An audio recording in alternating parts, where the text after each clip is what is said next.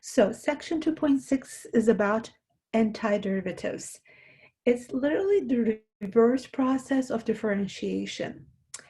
And at first it might seem like an odd concept, why would anybody want to do reverse differentiation, right? Because we know, for example, derivatives have meanings, like it can represent the slope of the tangent line, it can represent the instantaneous rate of change of a function, right? Well, it turns out that antiderivatives have many applications also, including something you might never have expected maybe, but finding area under a curve, even finding volume and the probability of an event and the average value of complicated situations. So it has wide-ranging applications.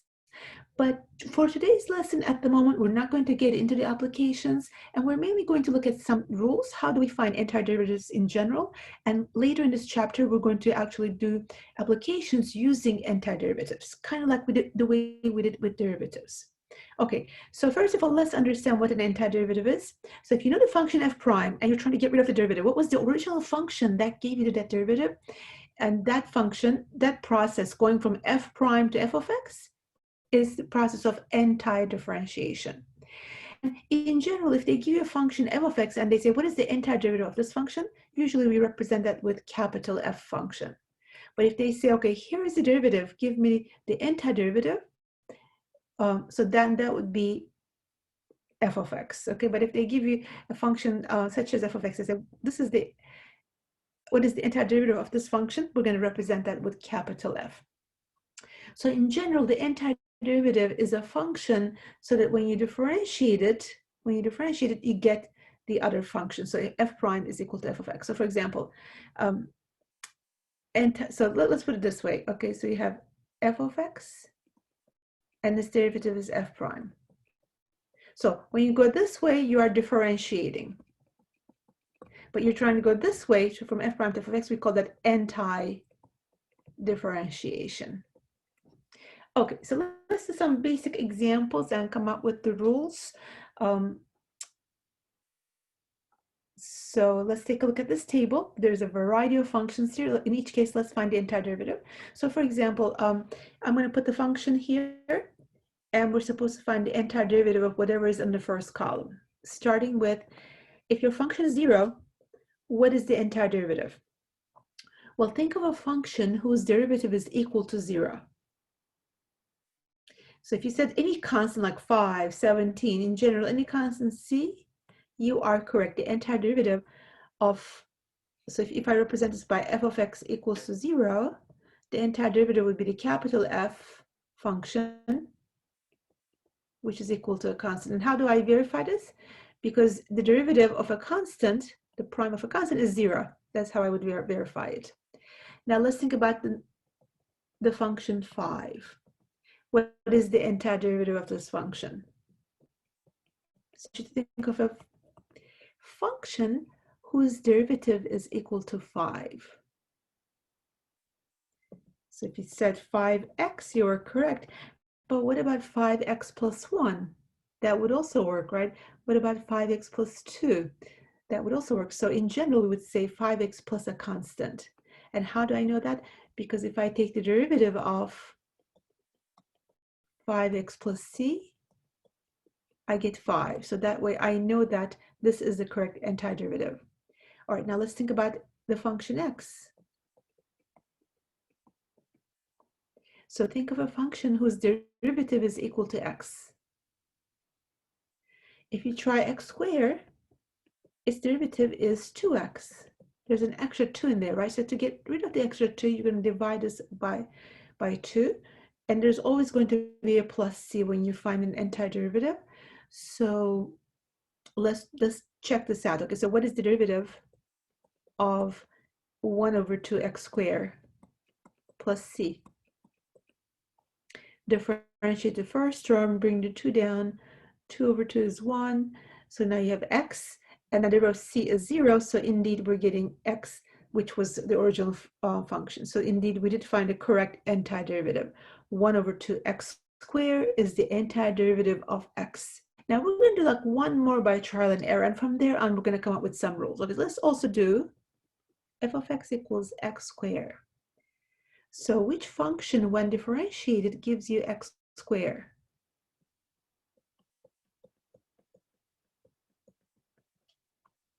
It's got to be something like an x cubed, right? Because when you differentiate an x cubed, it'll give you 3x squared. It'll have an x cubed in it.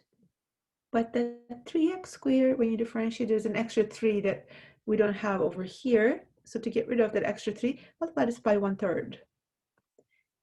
So let's check it. If you differentiate that quantity, bring the 3 down, subtract 1 from the power, you will indeed have 3 over 3x squared, and the 3's cancel, you do have x squared, so that's correct. So from this point, I'm not going to check every single one of them, but you certainly could do that if you're interested. So let's try to find a general rule now, okay? So for x, it turned out to be x to the second over 2. Assume there was a 1 here in the given function, x to the 1. For x to the second, it turned out to be x to the 3 over 3. What do you think is going to be for x to the third?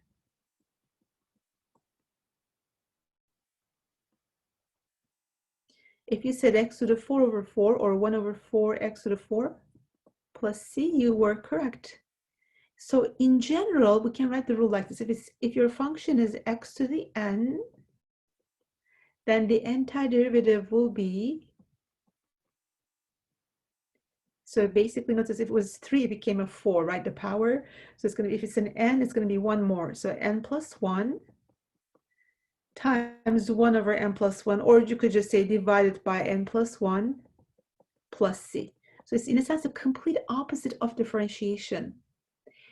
Instead of, there you would subtract the power by 1, right here you're adding 1 to the power. There you would multiply, you bring the power down, right, and you subtract 1 from the power. When you bring the power down, you're multiplying by n, right? So here, instead of multiplying, there's a division aspect. So in a sense, it's complete opposite. And let's do a check here, okay? Let's check this to make sure. If you differentiate this function, what would you get? What is the derivative of this function? So you bring the n plus 1 down, subtract 1 from the power, and don't forget there's already an n plus 1 on the bottom there, and subtract 1 from the power, x to the n plus 1 minus 1. So those 1's cancel, and you'd be left with x to the n. And notice that n plus 1 over n plus 1, those are going to cancel. So we do indeed have the original function we started. So this rule will be very helpful from now on. We don't have to do trial and error anymore. We can just apply the rule. And the constant multiple rule as derivatives also apply here. So if you have 7 times x to the 5, keep the 7 as it is. So the antiderivative will be, just find the antiderivative of x to the 5, which will be x to the 6 over 6. And what about something like a square root? Square root is the same as x to the 1/2 power. The same rule still does apply. So what you're going to do is first add 1 to the power, which will be x to the 3 over 2. And then divide by the new power. You'll be dividing by 3/2, but dividing by 3/2 is the same as multiplying by 2/3. So that's going to be our answer. Let's do a few more examples on finding antiderivatives. Okay, so if your function is sine x, what is the antiderivative? If you said cosine x, you are very close, but the derivative of cosine is negative sine, right? To get this plus sign there, make this a negative cosine plus c. So now if you differentiate this, you're going to find that you're going to have negative of negative sine. That will be positive sine x. So in differentiation, derivative of sine is cosine. In antidifferentiation, the antiderivative of sine is negative cosine of x. All right, let's now figure out what happens with the cosine function. What is the antiderivative? You might say, okay, it might have some kind of a sine x in it and maybe some plus or minus in front of it. Let's think about it. What is the derivative of sine x? It's cosine, right? So this is the correct antiderivative. So the antiderivative of cosine is, so something that is worth noting here is that in differentiation, like derivative of sine was positive cosine, derivative of cosine was negative sine. In antidifferentiation, the plus or minus signs reverse themselves, right? So now sine has a negative antiderivative. cosine has a positive antiderivative. And if you have like something like 3x inside the sine function, so first you would say, okay, I know that antiderivative of sine is negative cosine, in this case, negative cosine of 3x, but this 3, due to chain rule, if you were to differentiate this, you would multiply everything by 3, right? To get rid of that, you would have to divide by 3 here. So in a sense, we're doing like a reverse chain rule. And check this out. If you differentiate this entire quantity, the negative 1/3 stays. The cosine is negative sine of 3x times 3. The 3's cancel. And you will have the negatives give you a positive. You will have the original function that was provided to us. So in anti-differentiation, you will divide by that constant, whereas in differentiation, due to chain rule, you will be multiplying it by the derivative of that constant times x, the constant that was multiplied by x. All right, so this next one, if f of x is cosine 2x, the antiderivative will be, so first look over here, antiderivative cosine sine, right? So it's going to be sine of 2x. And instead of multiplying by 2 here, you're going to divide by 2. And you can certainly check that, differentiate this, make sure that you get cosine x.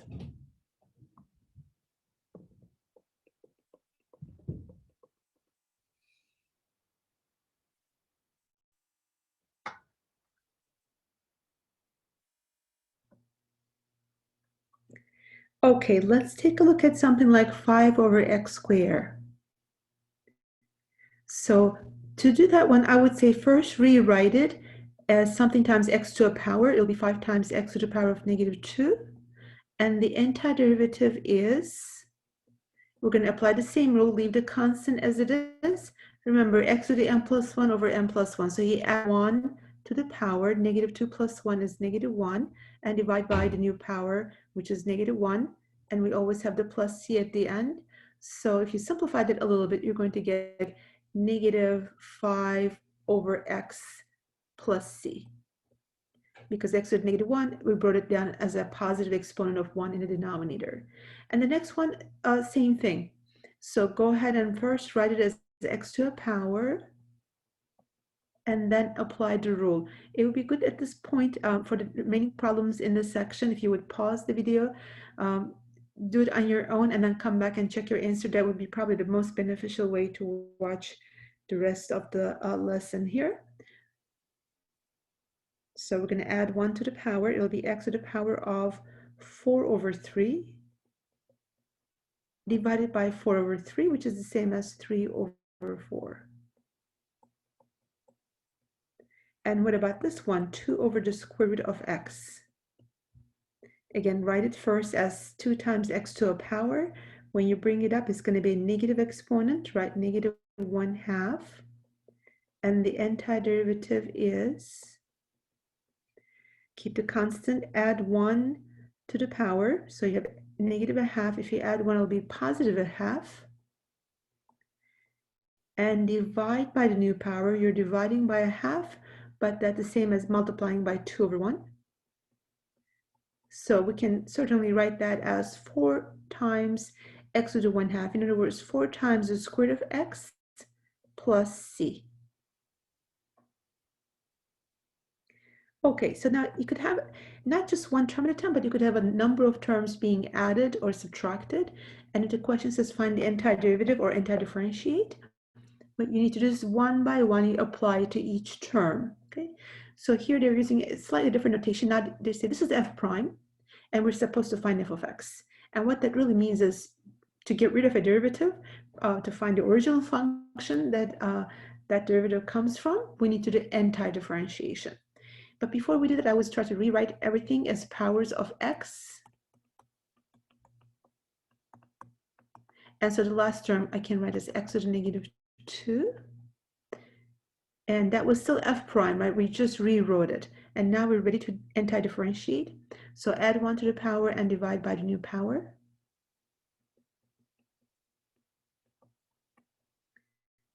Three x to the 6 over 6 minus 7x to the 4 over 4 Okay, the antiderivative of -4, remember, it's not going to be 0, that's differentiation. For antidifferentiation, you need to come up with a function whose derivative is -4. So that would be -4x. And I'm going to put the plus c at the end, just once and for all. Apply the same rule for the last term. So you are going to add 1 to the power. -2 plus 1 is -1, and divide by the new power, -1 plus c. This very last term, you could certainly rewrite that as -1 over x, and that will be our final answer.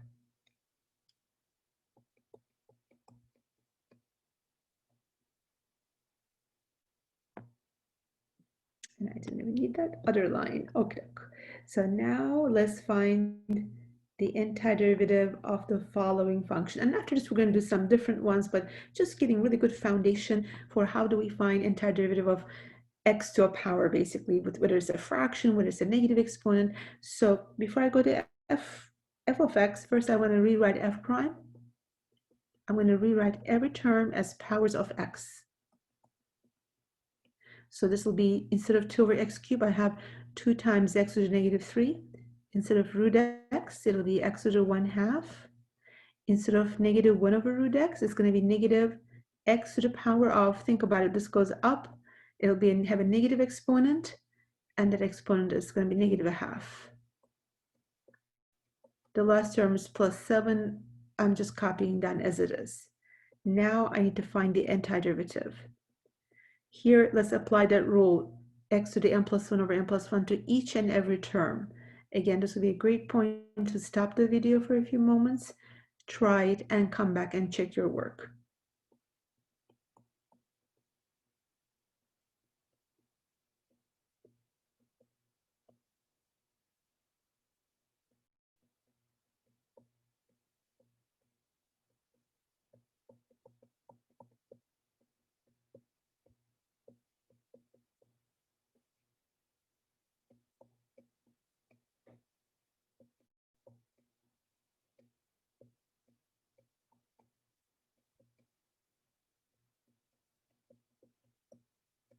So for each term, I added 1 to the power and divided by the new power.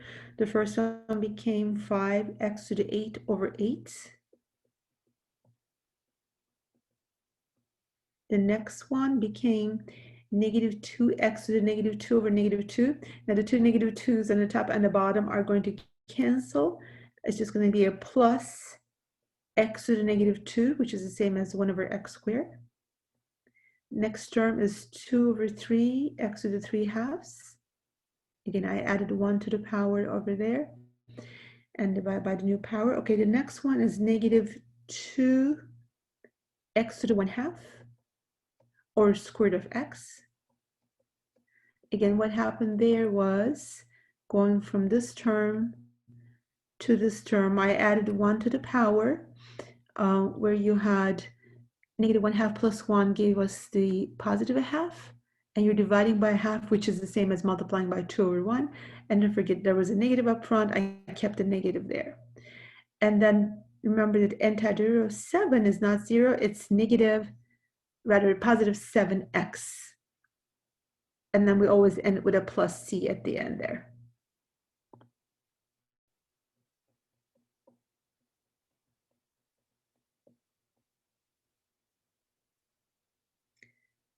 All right, ordinarily I would say, are there any questions? But I don't have any students right now watching this presentation, so hopefully it's clear how we're finding antiderivatives. And if not, please do ask me in class or send me an email when you get a chance. Now, another example I gave you in your notes is about this particular example where we know the acceleration on Earth, which is the gravitational force, -32 feet per second squared. And the question is, if you just know that, would that be enough to determine the law that governs motion, vertical motion on the surface of the Earth? And surprisingly, that is all you need to know, and you need to know a bit of calculus to figure out a formula that dictates how every object thrown up vertically are going to behave, which is like it follows a quadratic pattern basically. So if you just begin with the fact that we know if you have a distance function, its derivative is s prime, which is velocity, and the derivative of that is acceleration, right? So if you know what s double prime is, if you're trying to go back, first you would have to go back to velocity by anti-differentiating one time, and then you would have to go again anti-differentiate one more time so that you can find the antiderivative, which is s of t. So you have to anti-differentiate it twice, okay? So first you anti-differentiate s double prime, that will give you the first derivative, like you're unpeeling the layers one at a time. So you unpeel s double prime to get rid of one layer of derivative. The antiderivative of negative 32 is negative 32 times t, because here the variable is t and not x. Don't forget the plus c. At that point, they give us something. They said, assume that distance at time 0 is s sub 0. So you plug in 0 for t and 0 for t here, but also, so you have 0 plus c, and set that whole thing equal to, also we're also given this, that velocity is 0 is v sub 0.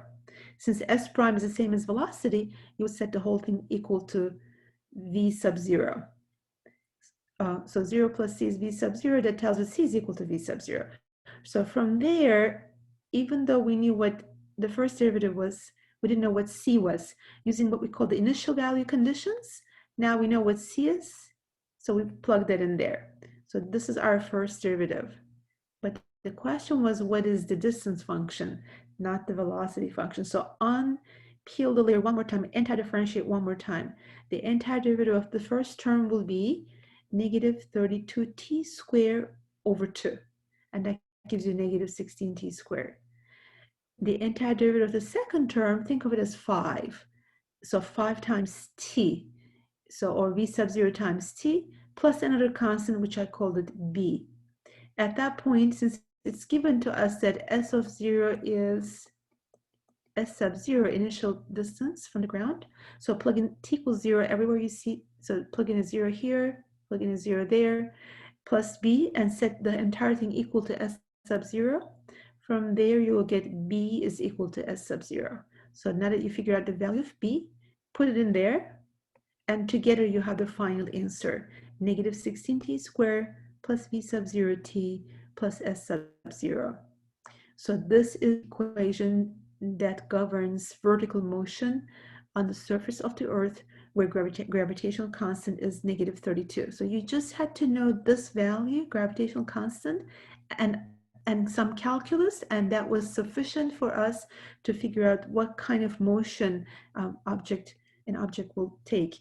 And that can be used to determine at any given moment in time, how far is this object up, when is it going to hit the ground, with what velocity is going to hit the ground. You can answer all kinds of questions, and all you had to know was g, the gravitational constant. And in terms of meters per second, it's negative 9.8. In terms of feet per second, it's negative 32. Now, if this example confused you a little bit, do not let that discourage you. This is a little bit, for those of you who are going to be taking physics, a little bit preview in a sense. Do not worry if this was a little bit confusing because there were so many variables involved. Let's go back to something else that's a little bit more like the first few examples that we did. So for this example, I'm giving you the first derivative, plus I give you an initial value condition, fancy words to say, some additional information, and the questions to determine f of x. So to go from f to f, what do you think we need to do here? If you said anti-differentiate, you are correct. So to anti-differentiate 9x squared, we're going to say 9x to the 3 over 3 minus 4x to the second over 2 plus 5x plus c. Let's simplify a little bit. So f of x equals 3x to the third minus 2x squared plus 5x plus c. At this point, since they told us, okay, f of negative 1 is 0, so this is your x and this is your y. So plug in x equals negative 1 everywhere. So f of negative 1 is 3 times negative 1 to the third minus 2 times negative 1 squared plus 5 times negative 1 plus c. And all of that must be set equal to what? And to the given information, must be set equal to 0. Why are we doing this? Because this is going to help us solve for c. That way we're going to know that our function f of x once and for all. We're even going to know just what that c is, and we're going to plug it in this place, okay? So let's simplify this. So negative 1 to the third is negative 1. So 3 times negative 1 is negative 3. Negative 1 squared is positive 1 times negative 2. Then we have minus 5 plus c. All of that is equal to 0. So let's combine them. So this is negative 5 minus under 5 is negative 10 plus c is 0. Therefore, c is equal to positive 10. Once you get that information, what you should do is put it back in place. So our f of x is equal to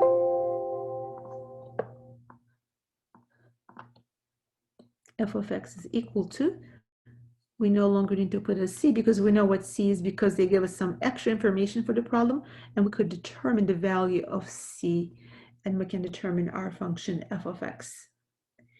And another variation of this problem is they might give you a second derivative, and then they might tell you some information about the first derivative at the point 1, second derivative at the point 0.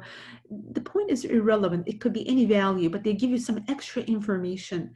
When they give you that extra information, you're going to be able to determine the constants, and you're going to be able to figure out the function with no c or a or b, no variables in it. It's just going to be x and then numbers, no more ABCs, things like that. So let's go ahead and do this problem in the next segment. So I'm going to stop the video and start another one.